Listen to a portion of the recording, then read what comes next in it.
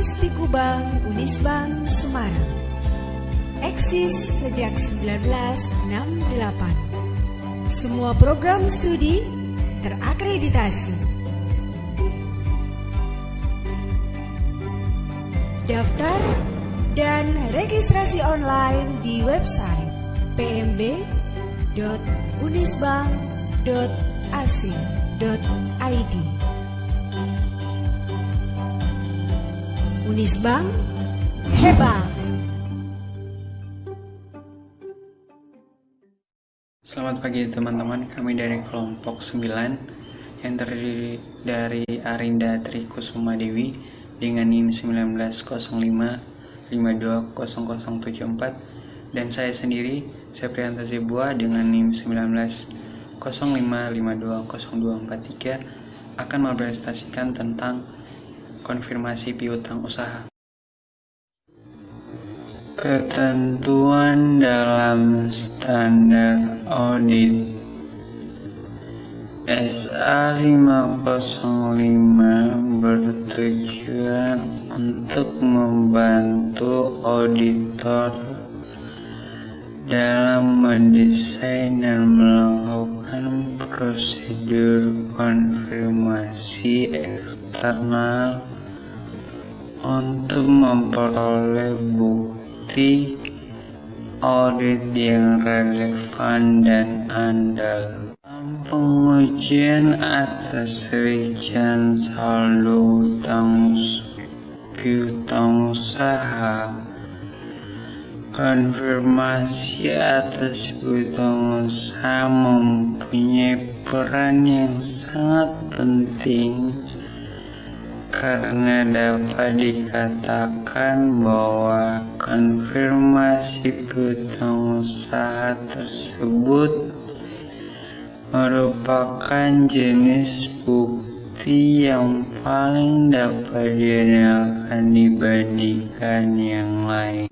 Konfirmasi atas rincian saldo piutang digunakan untuk memenuhi tujuan audit, yaitu eksistensi, keakuratan, dan bisa batas.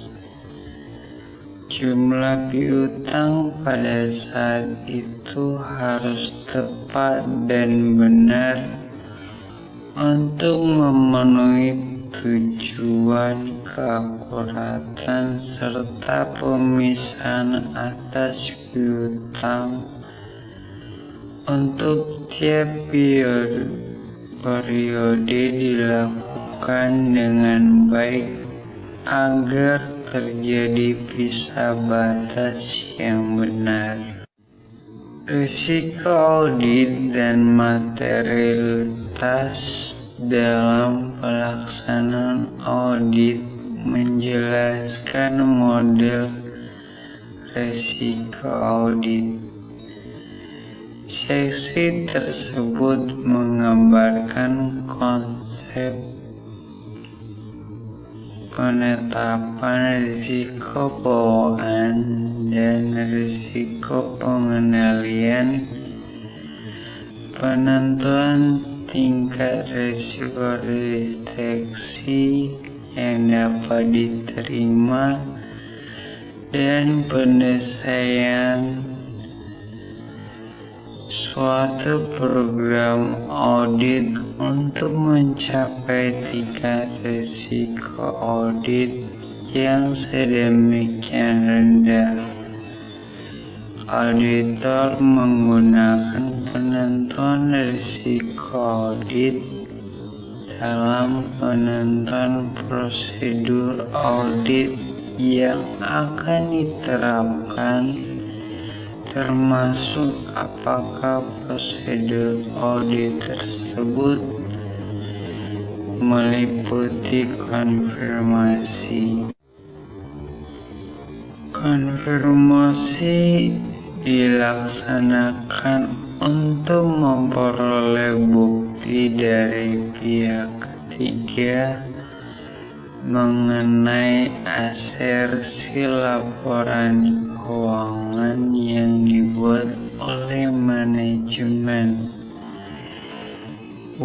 audit yang diperoleh dari sumber independen di luar entitas merupakan keyakinan yang lebih besar atas keandalan untuk tujuan audit independen dibandingkan dengan bukti audit yang disediakan hanya dari dalam entitas tersebut. Semakin besar gabungan tingkat risiko bawaan dan risiko pengendalian yang diterapkan, semakin besar keyakinan diperlukan auditor dari pengujian substantif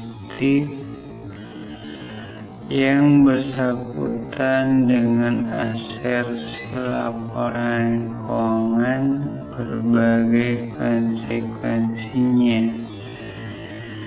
Dengan kenaikan gabungan tingkat risiko bawaan dan risiko pengendalian, auditor mendesain pengujian substantif untuk memperoleh lebih banyak bukti atau bukti yang berbeda mengenai asersi laporan keuangan. Transaksi yang kompleks atau tidak biasa kemungkinan berkaitan dengan tingkat risiko bawaan dan risiko pengendalian. Jika entitas melaksanakan transaksi yang tidak biasa atau kompleks dan gabungan tingkat risiko bawaan dan risiko pengendalian yang ditaksir adalah tinggi, auditor harus mempertimbangkan untuk mengkonfirmasi syarat-syarat transaksi tersebut kepada pihak ketiga sebagai tambahan terhadap pemeriksaan atas dokumentasi yang disimpan oleh entitas tersebut.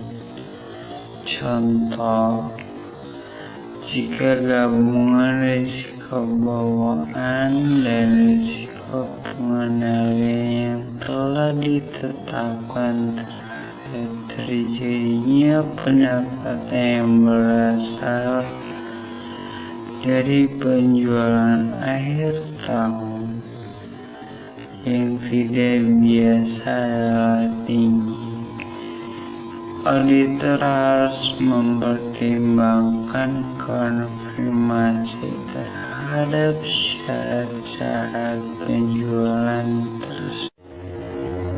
Auditor harus menetapkan apakah bukti yang diperoleh dari konfirmasi mengurangi risiko audit yang bersangkutan dengan asersi yang bersangkutan pada tingkat rendah yang dapat diterima. Dalam menetapkan ini, auditor harus mempertimbangkan materialitas saldo akun dan penaksiran risiko bawaan dan risiko pengendalian. Jika auditor berkesimpulan bahwa bukti yang diperoleh dari konfirmasi saja tidak memadai prosedur tambahan harus dilaksanakan. Sebagai contoh, untuk mencapai risiko audit pada tingkat yang cukup rendah, yang bersangkutan dengan aksesi kelengkapan dan keberadaan piutang usaha, auditor dapat melaksanakan pengujian bisa batas peninggalan sebagai tambahan terhadap konfirmasi piutang usaha. Semakin rendah gabungan tingkat risiko bawaan dan risiko pengendalian taksiran, semakin berkurang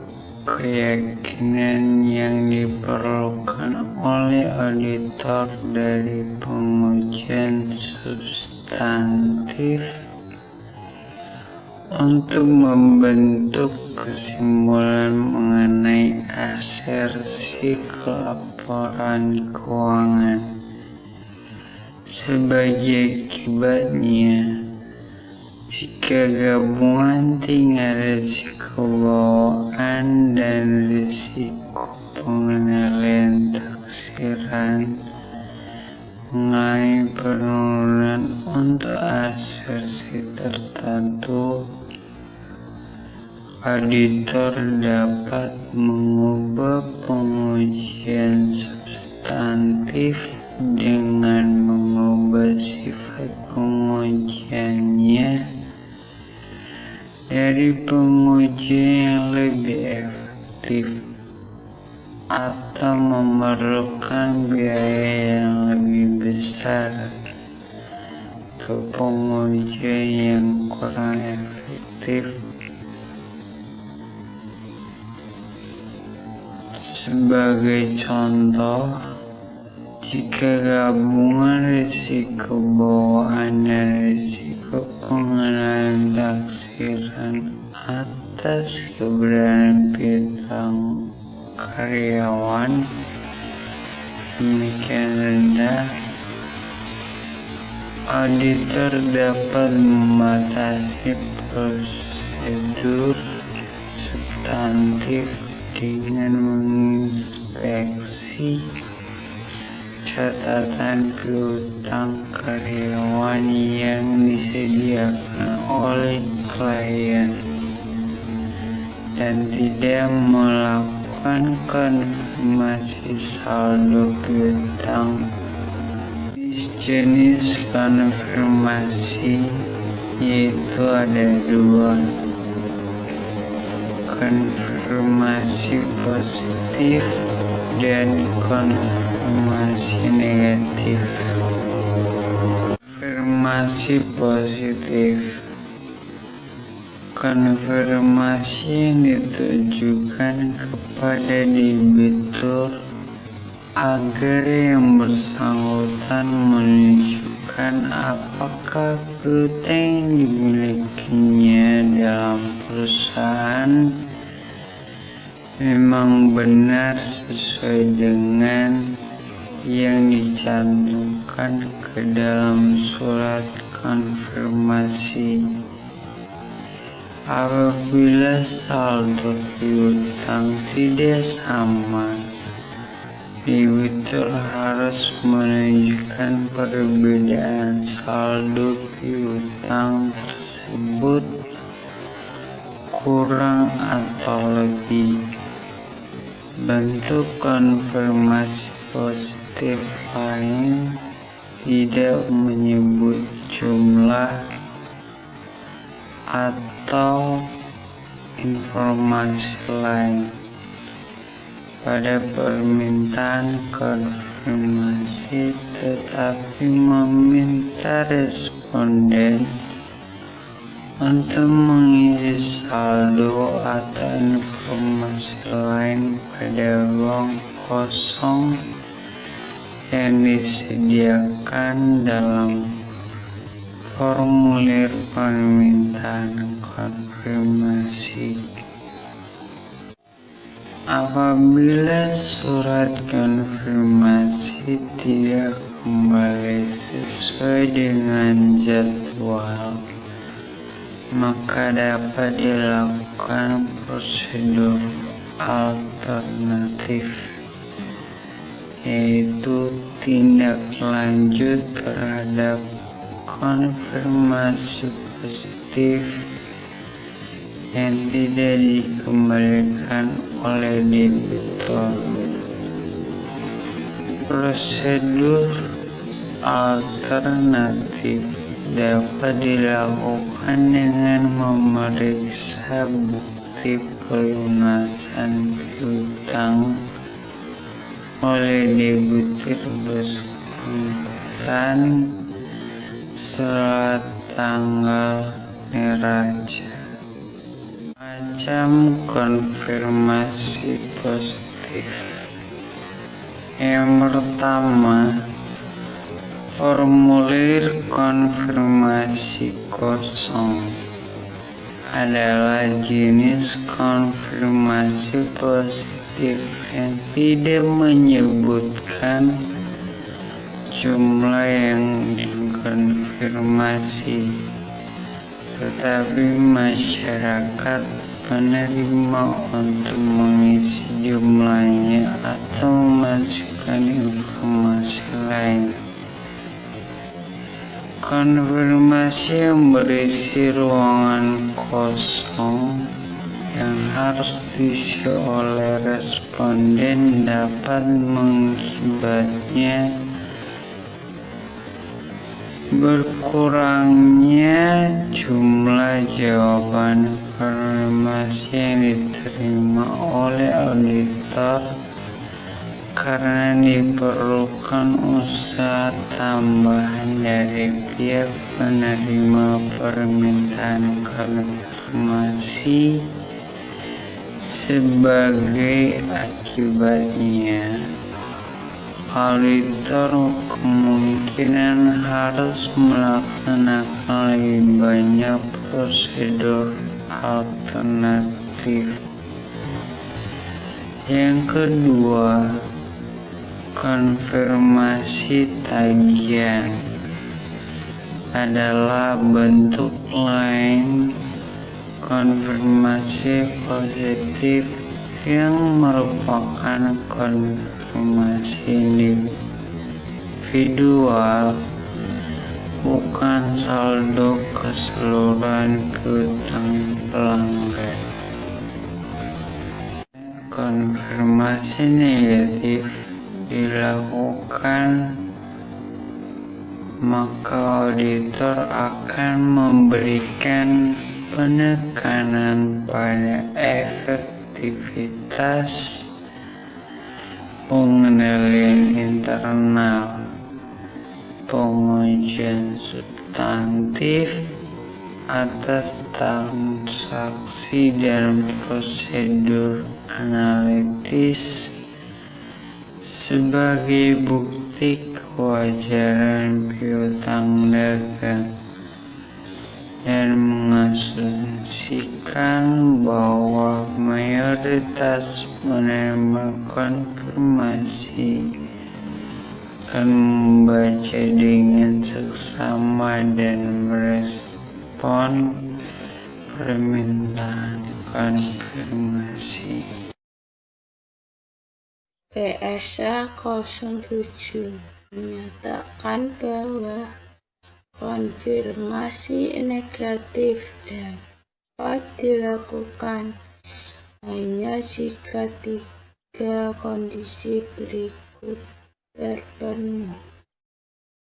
Yang pertama, piutang dagang terdiri dari sejumlah besar akun bersatu kecil. Yang kedua, kombinasi antara risiko pengendalian dan risiko bawaan adalah rendah. Kombinasi risiko tidak bisa dikatakan rendah jika pengendalian internal tidak efektif atau terdapat kemungkinan terjadi salah saji.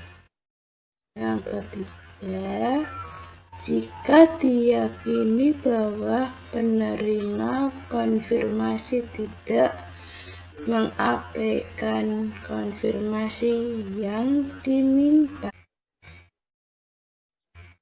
Biasanya konfirmasi negatif dilakukan akan memberikan penekanan pada efektivitas pengendalian internal.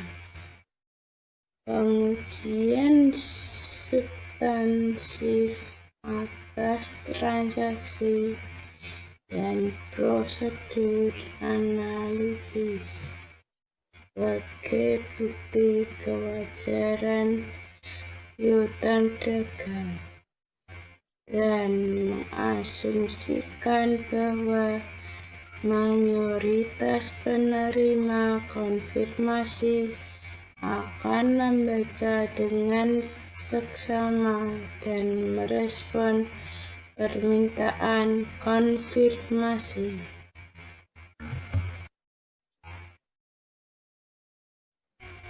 Sebagai contoh, dalam pemeriksaan terhadap rekening giro dalam suatu lembaga keuangan, auditor sebaiknya menyatakan permintaan konfirmasi negatif pada rekening koran regular bank statement yang dikirimkan oleh lembaga keuangan tersebut kepada nasabahnya. Jika kombinasi risiko bawaan dan risiko pengendalian taksiran pada tingkat rendah dan auditor tidak mempunyai alasan untuk meyakinkan dirinya bahwa penerima konfirmasi negatif.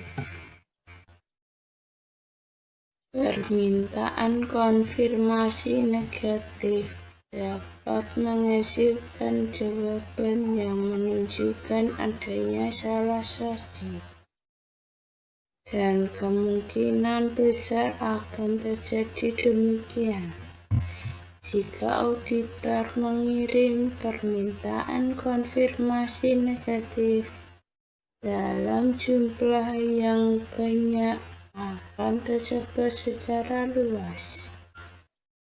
Auditor harus menyelidiki informasi relevan yang dihasilkan dari konfirmasi negatif yang diterima oleh auditor untuk menentukan kemungkinan dampak informasi tersebut terhadap auditor. Asersi yang dituju dengan konfirmasi. Golongan asersi ada 5. Yang pertama, keberadaan dan ketersediaan. Yang kedua, kelengkapan. Yang ketiga, hak dan kewajiban. Yang keempat, penilaian dan alokasi. Yang kelima, penyajian dan pengungkapan.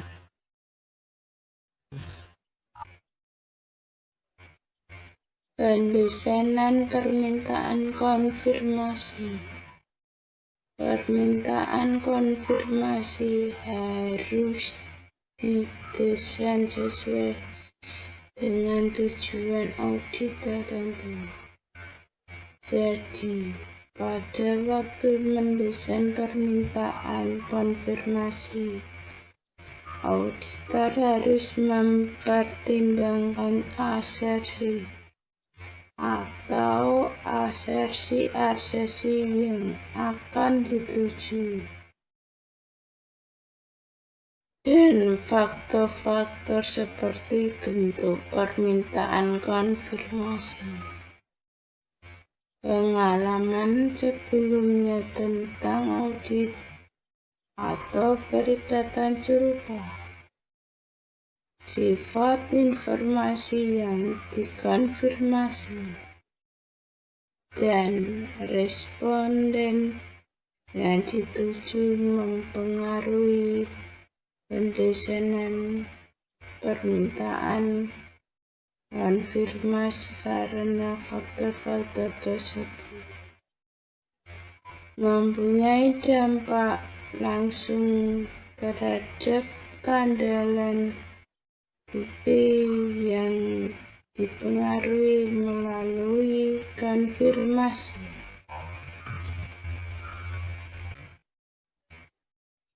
Sifat informasi yang dikonfirmasi.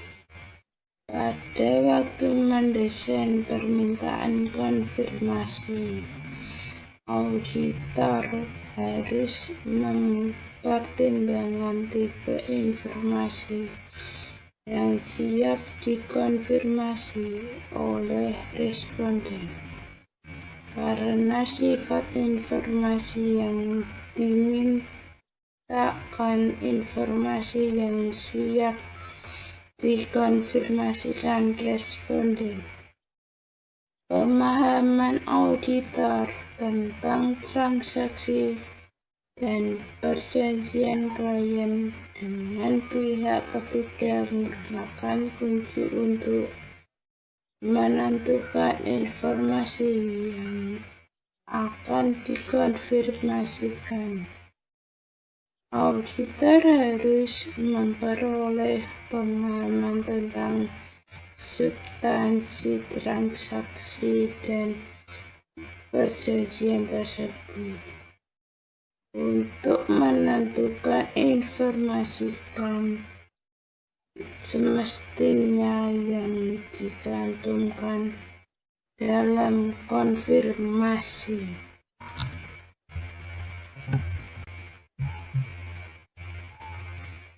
Responden. Auditor harus mengarahkan konfirmasi pada pihak ketiga yang diyakini oleh auditor memiliki pengetahuan mengenai informasi yang dikonfirmasi. Sebagai contoh, untuk mengkonfirmasikan jaminan lisan dan tertulis klien kepada lembaga keuangan, auditor harus mengarahkan permintaan konfirmasinya kepada pejabat lembaga keuangan yang bertanggung jawab atas hubungan antara lembaga keuangan tersebut dengan klien atau yang mengetahui informasi mengenai transaksi atau jaminan tersebut. Jika informasi tentang kompetensi, pengetahuan, motivasi, atau kemauan untuk menjawab responden, atau tentang objektivitas dan kecenderungan responden untuk memihak entitas yang diaudit dipengaruhi auditor, maka ia harus mempertimbangkan dampak informasi tersebut atas pendesanan permintaan konfirmasi dan penilaian hasil konfirmasi, termasuk penentuan apakah diperlukan prosedur audit Proses konfirmasi ada 5. Yang pertama, pemilihan unsur yang dimintakan konfirmasi. Yang kedua, pendesanan permintaan konfirmasi. Yang ketiga, mengkomunikasikan permintaan konfirmasi pada pihak ketiga yang bersangkutan. Yang keempat, perolehan jawaban dari pihak ketiga. Yang kelima, penilaian terhadap informasi atau tidak adanya informasi yang disediakan oleh pihak ketiga mengenai tujuan audit, termasuk keandalan informasi tersebut.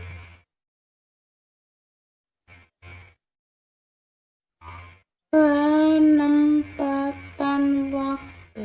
Semakin dekat informasi dikirim terhadap tanggal neraca, maka bukti yang didapat semakin bisa diandalkan.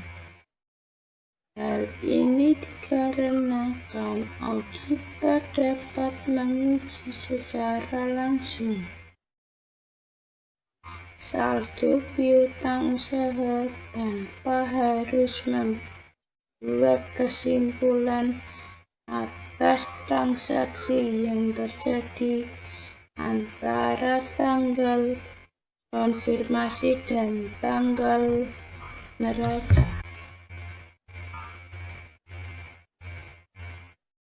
Pengambilan sampel. Dalam menentukan ukuran sampel yang akan diambil, auditor harus memperhatikan faktor utama yang dapat mempengaruhi ukuran sampel, yaitu yang pertama, salah saji yang dapat diterima.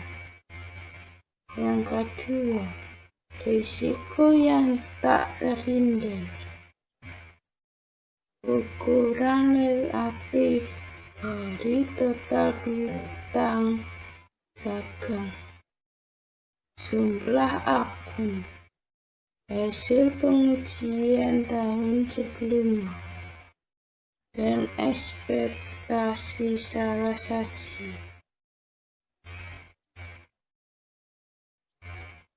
Yang ketiga, risiko pengendalian.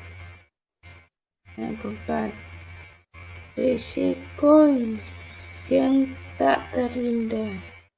Ukuran relatif dari total piutang dagang. Jumlah akun. Hasil pengujian tahun substantif lainnya. Perluasan dan hasil dari pengujian substantif atas transaksi, prosedur analitis, dan pengujian detail lainnya. Yang kelima, tipe konfirmasi. Dalam pemilihan sampel yang akan dikonfirmasi, auditor sebaiknya lebih menekankan pada piutang yang dimiliki saldo lebih besar dan lebih lama, karena kemungkinan memiliki salah saji yang material.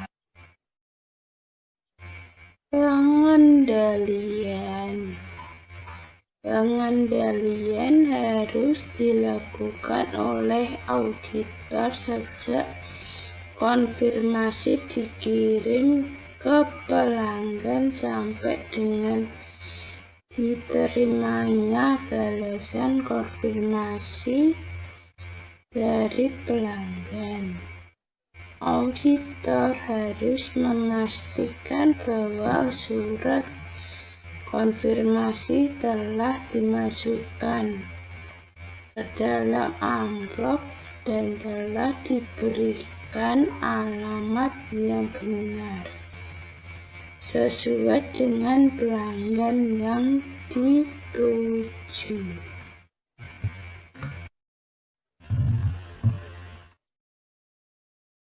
Analisis perbedaan. Setelah konfirmasi dibalas oleh pelanggan, auditor harus memperhatikan perbedaan yang terjadi antara saldo piutang klien dan konfirmasi pelanggan. Perbedaan yang mungkin terjadi diantaranya: yang pertama, telah dilakukan pembayaran akan tetapi belum tercatat di saldo piutang klien. Yang kedua, barang yang sudah dikirim oleh klien belum diterima pelanggan. Yang ketiga, barang yang telah dikembalikan oleh pelanggan tetapi belum dicatat oleh klien. Yang keempat, perbedaan harga satuan barang rusak kualitas barang yang tepat belum diterima pelanggan.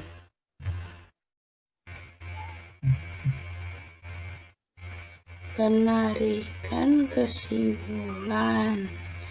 Kesimpulan yang diambil oleh auditor mempertimbangkan apakah telah diperoleh bukti yang mencukupi melalui pengujian substantif atas transaksi, prosedur analitis, prosedur pisah batas, konfirmasi dan pengujian substantif lainnya, mendukung auditor menarik kesimpulan atas kebenaran saldo yang dinyatakan.